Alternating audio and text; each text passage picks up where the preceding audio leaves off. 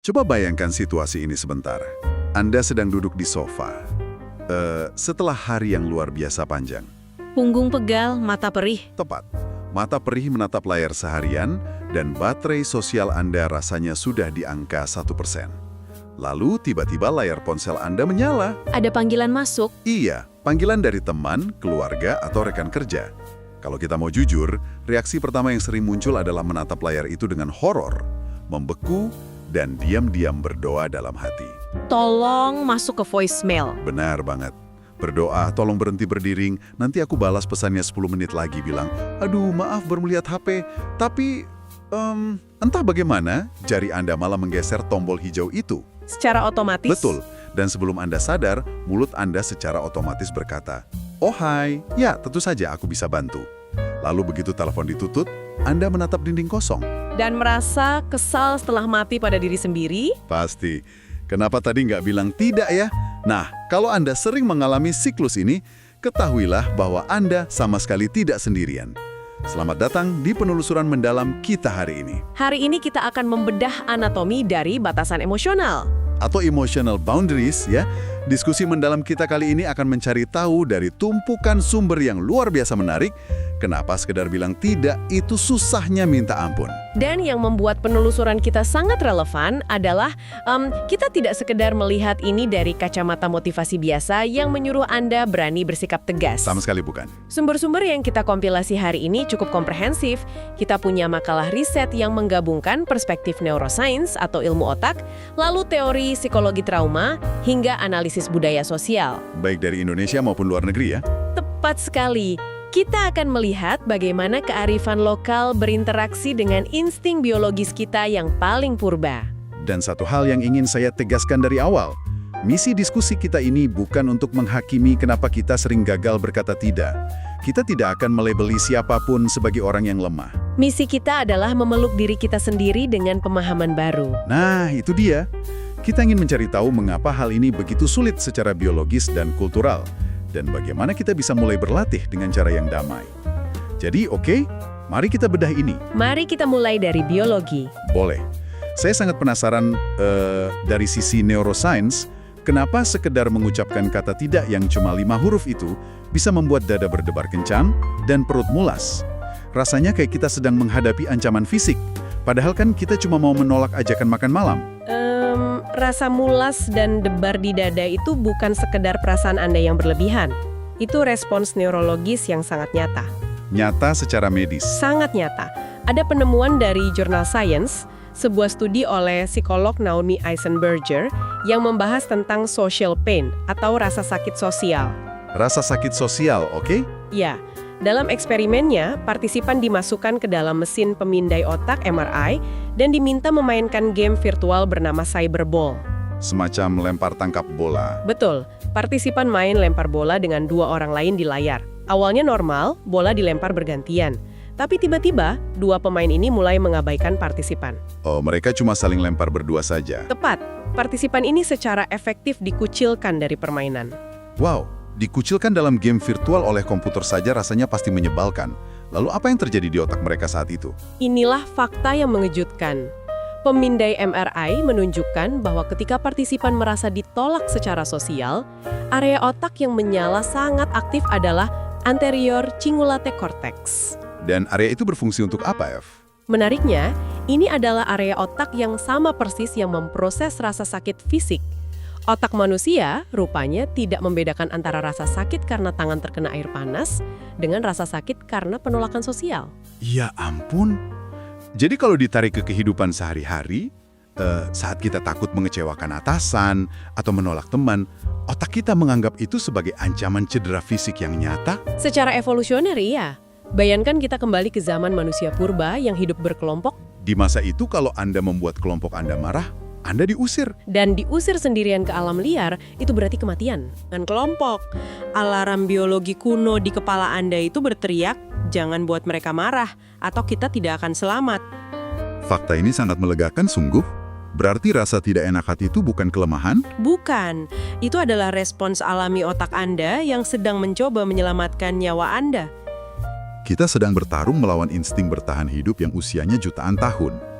Nah, Kalau bicara soal bertahan hidup, sumber kita juga menyambungkan ini dengan polyvagal theory dan response fawn ya. Benar, selama ini kita mungkin lebih familiar dengan respons fight atau melawan dan flight atau lari. Tapi fawn ini berbeda kan?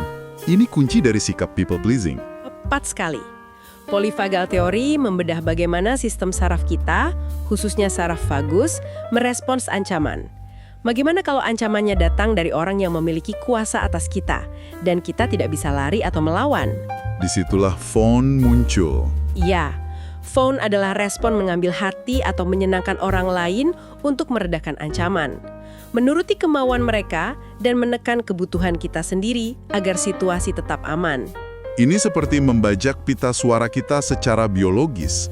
Logika kita teriak, aku butuh istirahat, tapi saraf vagus memaksa wajah kita tersenyum sambil bilang, tentu aku kerjakan sekarang. Metafora yang sangat pas. Dan sikap people pleasing ini seringkali bukan sifat bawaan lahir. Ini adalah respons bertahan hidup yang terbentuk dari pengalaman trauma masa lalu untuk menghindari konflik. Terutama di masa kecil ya. Betul. Jadi penting sekali bagi Anda yang mendengarkan untuk tidak menyalahkan diri sendiri atas respons ini. Penjelasan biologi ini luar biasa. Tapi disinilah bagian yang sangat menarik. Karena kita hidup di budaya timur yang menjunjung tinggi kebersamaan. Rasanya budaya kita ini menambah beban pada respons biologis tadi. Yang memukau di sini adalah bagaimana data dari analisis lintas budaya kita mengkonfirmasi hal itu. Budaya kolektivis memberikan lapisan kompleksitas yang masif. Coba kita lihat di Indonesia, kita punya konsep ewuh pakewuh. Rasa segan, sungkan, atau tidak enak hati yang mendalam. Dan nilai ini aslinya sangat indah kan? Tujuannya murni untuk menjaga keharmonisan. Memang sangat indah. Tapi, jika tidak diimbangi dengan batasan emosional, ewuh pakewuh ini akan mengorbankan diri Anda sendiri. Anda terus menjaga perasaan orang lain, sementara Anda perlahan habis terbakar dari dalam. Dan ini tidak cuma di Indonesia rupanya. Benar. Sumber kita menarik perbandingan dengan Jepang yang menuntut harmoni kelompok yang ketat, serta konsep nunci di Korea. Nunci itu seni membaca situasi dan perasaan orang lain agar tidak merusak suasana, betul? Tepat. Dan memiliki nunci dianggap sangat esensial.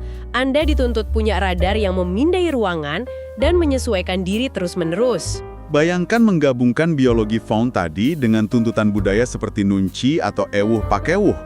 Wajar jika generasi muda saat ini merasa sangat kewalahan. Sangat wajar. Anda sedang berusaha menyeimbangkan warisan budaya harmoni yang diajarkan sejak kecil dengan kebutuhan modern untuk menjaga kesehatan mental Anda sendiri. Kita tidak perlu menyalahkan budaya yang indah itu, tapi kita perlu mengelolanya, ya? Sepakat. Nah, lalu ini membawa kita ke fase berikutnya. Katakanlah kita akhirnya berani, kita bilang tidak. Tapi begitu kata itu keluar, yang muncul berikutnya adalah rasa bersalah yang mencekik. Jadi, apa arti dari semua ini? Bagaimana kita menghadapinya? Masa setelah penolakan itu memang yang paling rapuh. Dan riset dari Brené Brown memberikan analisis yang membebaskan jiwa tentang hal ini. Membedakan antara rasa malu dan rasa bersalah? Benar, membedakan toxic shame atau rasa malu beracun dengan healthy guilt atau rasa bersalah yang sehat. Seringkali kita mencampur adukan keduanya. Bisa kasih gambaran bedanya di kehidupan nyata? Mari kita lihat toxic shame dulu.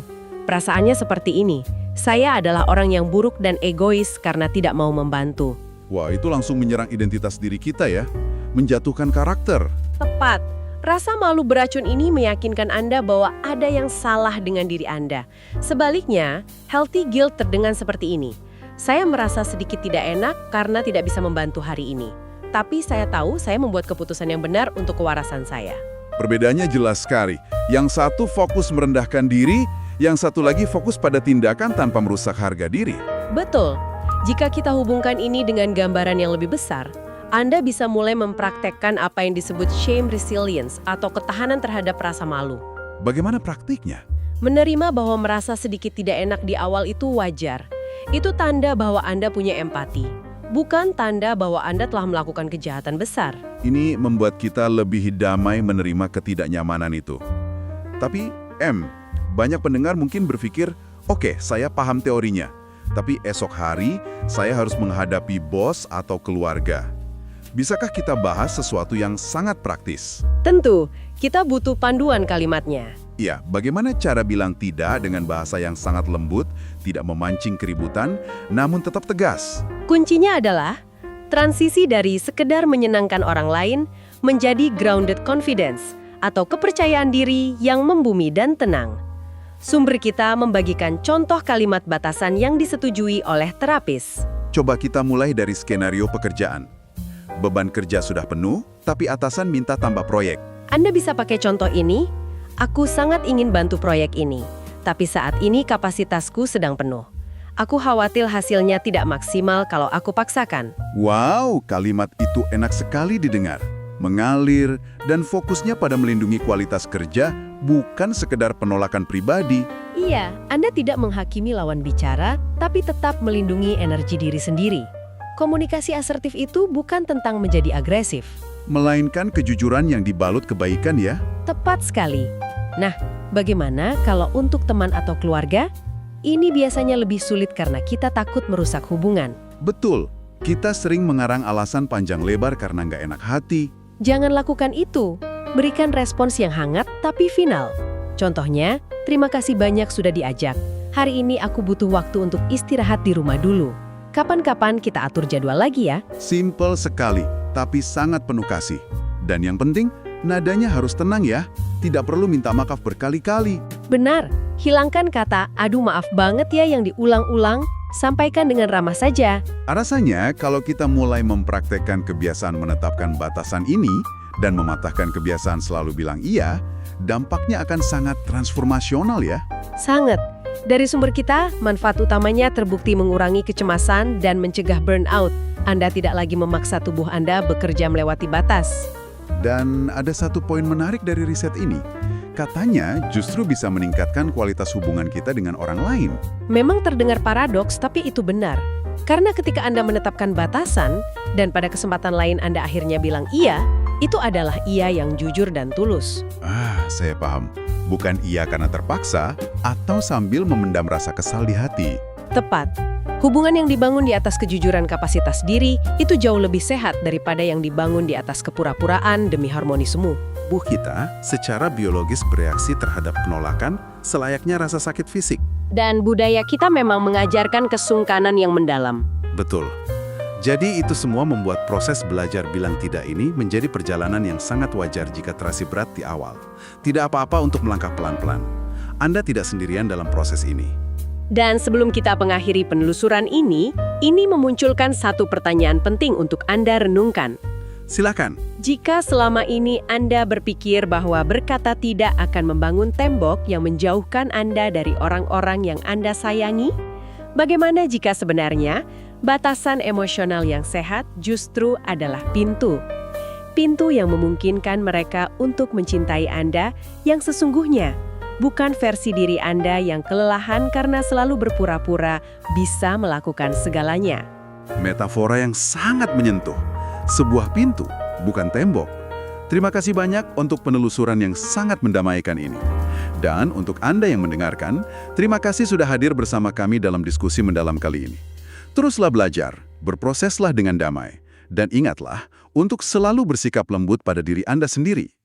Sampai jumpa di penelusuran kita berikutnya.